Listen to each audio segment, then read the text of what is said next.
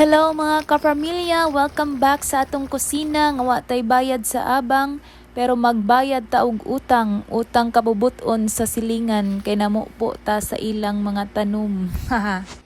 So kay nag-crave man ko og gulay, magluto ta og ginisang alugbati og patola straight from the tanom sa Pikas Balay.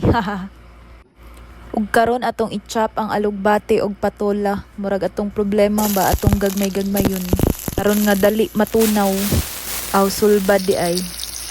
Ingon sila kay kung gusto ka ma-healthy so mukaon kag gulay. Pero kung gusto ka malipay, aw kan-ani ang niluto kay libre ra. Tan-awa ni init-init pa. Murag gugmas sa imong crush ba. Pero sigurado nga sa unahan mo tamis na para di ka masakitan ba. Ug mao to mga kapamilya, luto ng atong pinangadyo nga gulay nga alugbati og patola. Og kinsa toy ganahan mo order ayog kabalaka na ani sa tanom sa among silingan. Kita-kits sa sunod natong operation tanom, operation kaon di ay. Ano? Living?